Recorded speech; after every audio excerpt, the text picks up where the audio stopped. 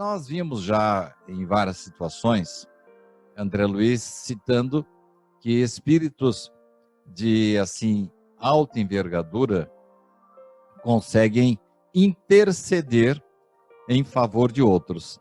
Nós temos até um caso no livro Nosso Lar, não sei se você está lembrado do Francisco, que estava correndo de um monstro, né? E a Narcisa disse, não existe monstro nenhum, ele só está um pouco perturbado. Mas o Francisco só estava ali no Nosso Lar porque o seu pai, os seus pais, tinham grandes méritos. Mas funciona então na espiritualidade o pistolão, Orson? As pessoas assim com um poder maior ou então com uma elevação maior pode interceder em favor do filho? Olha, Sidney, essa é uma questão muito interessante, deve merecer reflexão de profundidade. Aqui na Terra, vamos pensar aqui na nossa vida material. Você sabe que aqui na Terra temos aquela questão do quem indica, o chamado QI. E quem indica abre muitas portas. E você, todos nós que temos bons relacionamentos, isso facilita a vida. Mas tudo isso, ter alguém que nos indica, ou ter alguém que abre portas para nós nos relacionamentos variados, é decorrente de méritos adquiridos. Méritos adquiridos pelo nosso comportamento, pela nossa atuação profissional, inclusive, de relacionamento, de competência, etc. e tal. Na proteção dos espíritos, embora ninguém esteja desamparado, ninguém há neste mundo que esteja desamparado ou abandonado, a mais miserável das criaturas conta com um amparo constante. Todavia, quanto mais o bem você faz, mais méritos você conquista. E quantos mais méritos você conquista, mais simpatia você desperta nos benfeitores espirituais que passam a te proteger. Protegem e podem sim interferir em muitas situações, a depender do mérito do solicitante ou da necessidade que está passando. Mas essa interferência, embora meritória, resultante do mérito adquirido e que pode mudar situações, sem interferir, embora haja uma interferência, mas sem modificar aquela necessidade que o espírito deve passar.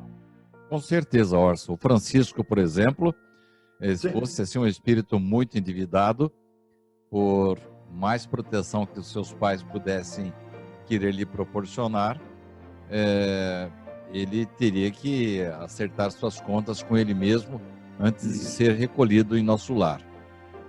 Agora eu me lembro de um fato, Orson, que talvez corrobore bem as suas colocações, em que um espírito obsessor estava acompanhando a sua vítima, né, o seu desafeto, e em dado momento André Luiz diz que quando ele chega na sua casa, ele não tem acesso à casa.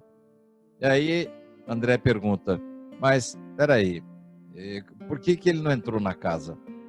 Aí não sei se você está lembrado, e o mentor responde, não é justo que a sua esposa e os seus filhos recebam os ataques a ele dirigidos. Então, mesmo o endividado tem aquela proteção a que você mencionou, não é isso? Sim, sem dúvida. Mesmo endividado tem proteção. Nós vemos criaturas na história humana, ao longo da história, né, Sidney? Ao longo de toda a história humana, criaturas que provocaram grandes tragédias, criaturas que trouxeram grande sofrimento para grande povo, não só para uma pessoa, mas para cidades inteiras, famílias inteiras, nações inteiras, e nós temos casos de prejuízos para o planeta. Considerada uma pessoa que é odiada por multidões, que foi alvo de perseguições, porque causou muito mal, gerando um sentimento de vingança em muitas criaturas, mas mesmo essas são protegidas, porque são filhos de Deus, e Deus sabe. As leis divinas preveem os nossos desacertos, porque somos criaturas em aprendizado. A providência não espera que acertemos sempre, nós estamos aprendendo, então nós vamos errar. Vamos errar, mas seremos sempre amparados para depois acertar. Eu acompanhei há poucos dias o depoimento de um médico que lá no Rio de Janeiro, ele presta assistência para uma casa assistencial também, em que entrou uma moça, ela estava numa cadeira de rodas, e naquele exato momento, um espírito estava se comunicando e comentou para o médico mais ou menos assim: olha lá, nós já estivemos com ela também, fizemos as nossas artes lá no período da Inquisição. Eram pessoas ali que estavam com excelentes condições de trabalho, um deles era médico, o outro espírito, inclusive, superior, dando comunicação, mas, como você disse, superaram aquele momento difícil e agora estavam encarnados, sendo úteis e completamente engajados no serviço do bem, né, Orson? Isso mostra, Sidney, a misericórdia de Deus para com os seus filhos. Porque, através da lei da reencarnação, nós temos a oportunidade, além da continuidade do progresso, que é a finalidade da reencarnação, para que as criaturas possamos aprender e nos desenvolver intelecto, moralmente, psicológico, emocionalmente, mas também podemos reparar os equívocos. A reencarnação oferece essa oportunidade também, incluída na sua programação. Então, às vezes, pessoas que erraram muito, que provocaram muitas tragédias, que trouxeram muito prejuízo para outras pessoas e até a si mesmos, têm a oportunidade posterior, continuada, de reparar. E essa reparação nem sempre será com sofrimento. Essa reparação poderá ser feita com trabalho em favor do próximo. As circunstâncias são muito diferentes. As leis de Deus têm mecanismos inimagináveis, porque Deus tem caminhos que a gente nem imagina. Então, sempre teremos a oportunidade de reparar o próprio caminho. Orson, vamos voltar um pouquinho. Nós desviamos um pouco o assunto. Eu quero voltar àquela questão lá.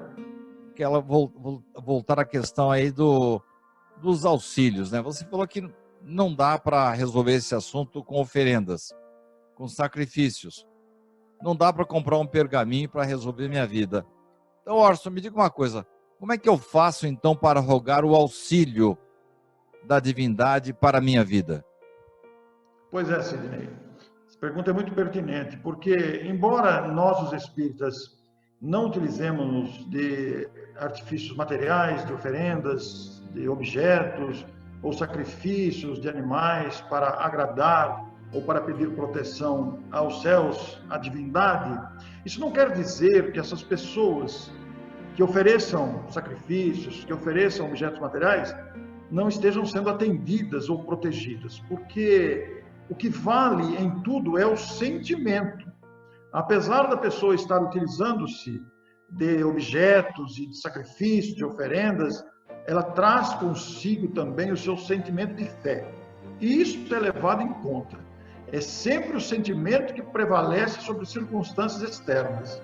Mas rogar o auxílio, todos nós podemos fazer. Deus não olha se nós estamos usando crucifixos ou não. Deus não vai olhar se estamos ofertando objetos ou sacrifícios para agradar. O que vai chegar a Deus é o sentimento de confiança, é a busca da proteção divina. E isso se faz através da oração. A oração, ela é a expansão do sentimento em busca da divindade, é a manifestação pura da fé, que se manifesta de maneiras tão diversas nas diferentes postagens religiosas, nas diferentes interpretações. Então, não é pelo número de palavras que façamos a prece, não é pela forma como façamos, mas o que prevalece é o sentimento de fé, que nós vamos dirigir através da prática dessa busca. Então, esta fé pode se manifestar de variadas formas, mas o que prevalece sempre é o sentimento, porque somos filhos de Deus e ninguém precisa de intermediários para falar com Deus. Todos nós podemos nos dirigir ao Pai, somos seus filhos, e Deus ouve a sinceridade do nosso coração. E às vezes as coisas se resolvem de uma maneira tão natural. Sim. A gente faz oração e tem a impressão de que não fomos atendidos, mas depois a gente esquece do assunto. E quando a gente faz uma reflexão, nossa, aquele problema lá foi resolvido de uma maneira tão natural, né? E não precisou de nenhum milagre e nenhum outro artifício para isso, né, Orson? Mesmo porque, Sidney, as respostas de Deus não são conforme a gente quer, e nem no nosso tempo. Porque Deus conhece mais do que ninguém as nossas necessidades, as nossas carências, as nossas perspectivas e todo o complexo, o completo de nós mesmos. Então ele atende conforme, porque Deus conhece a cada um e sabe às vezes circunstâncias que vão nos favorecer. Às vezes uma coisa que nós pedimos e achamos que não foi atendido, foi de uma outra forma que nós só compreenderemos mais tarde. Orson, nós estamos chegando ao final de mais um programa. Eu quero agradecer a você pela sua participação valiosa. Você é sempre muito didático, tem assim uma empatia muito grande pelos espectadores, né? E eu quero agradecer a você e dizer que nós voltaremos na próxima semana com mais um programa com você conosco nos acompanhando, Orson. Muito obrigado. Eu que agradeço a oportunidade. O que é o Espiritismo? Uma pergunta muito ampla, cabe muita coisa dentro dessa pergunta, porque abre desdobramentos especiais. E eu quero agradecer pela oportunidade, essa oportunidade de falar com você, de falar com o público, de fazer com que o Espiritismo beneficie as pessoas. Esse é o nosso objetivo, né, Sidney? Muito obrigado.